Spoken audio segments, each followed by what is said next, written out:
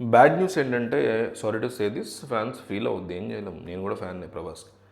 కష్టం break even. ఎందుకనే కొంచెం డీటెయిల్గా మాట్లాడుకుందాం వీడియోలో. ఒక సినిమా 2 రీజన్స్ ఉన్నాయి. ఫస్ట్ ఆఫ్ ఆల్ ఈ సినిమా బ్రేక్ ఈవెన్ అవ్వకపోవడానికి.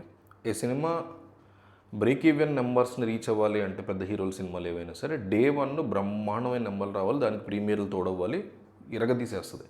దానికి హైప్ కావాలి. 3 రీజన్స్ ఉన్నాయి యాక్చువల్లీ. ఫస్ట్ది హైప్. ఈ మూవీకి ప్రభాస్ సినిమాల్లో ఈ మధ్యకాలంలో వచ్చిన ప్రభాస్ సినిమాలు అన్నిటికంటే తక్కువ హైప్ ఉంది.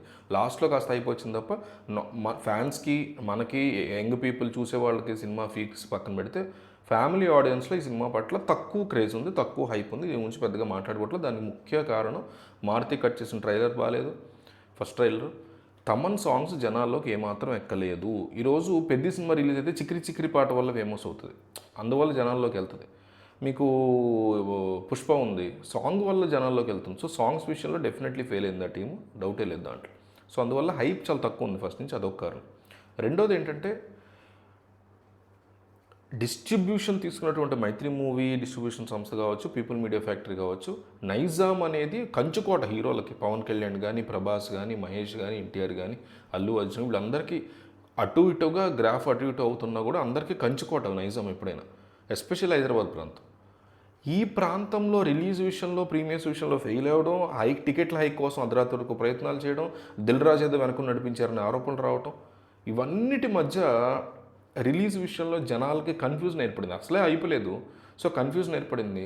సో అవర్లీ టికెట్లు తెగడం కూడా తగ్గుతూ వస్తుంది దానివల్ల. బట్ స్టిల్ ప్రభాస్ స్టామినాకి ప్రభాస్ ఉన్నాడు కాబట్టి ఆ మాత్రం స్టామినా లెవెల్లో వెళ్తుంది. ఇది ఒక రెండో reason.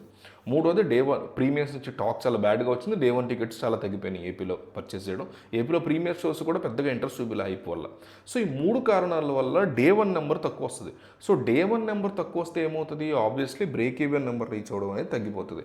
Break even, whole break even 209 crores world wide break even number. 210 crores వస్తే సినిమా హిట్.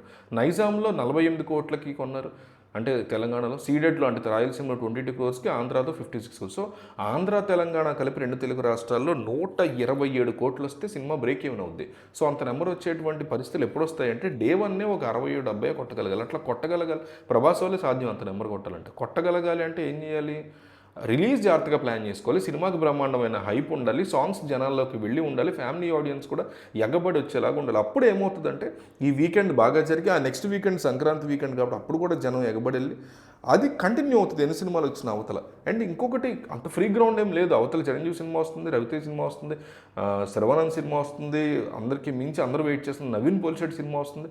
సో వీటన్నిటి మధ్య ఇబ్బందిగా ఇరుక్కుపోయే సిచ్యువేషన్లో దెబ్బతినేలాగా కనిపిస్తుంది నాకైతే. సో బ్రేక్ ఈవెన్ మాత్రం అవ్వాలని నేను కోరుకుంటాను యాజ్ ఏ మూవీ లవర్గా. మూవీస్ అన్నీ హిట్ అవ్వాలి, మంచిగా డబ్బులు రావాలి, హీరో దగ్గర నుంచి చిన్నగా పనిచేస్తారు సెట్స్లో వాళ్ళ వరకు అందరికీ రావాలని కోరుకుంటాం. బట్ సినిమా కాంటెంట్ అల్టిమేట్గా కీ రోల్ ప్లే చేస్తుంది కాబట్టి బ్రేక్ ఈవెన్ అయ్యే సిచ్యువేషన్స్ ఏమాత్రం కూడా కనిపించట్లేదు.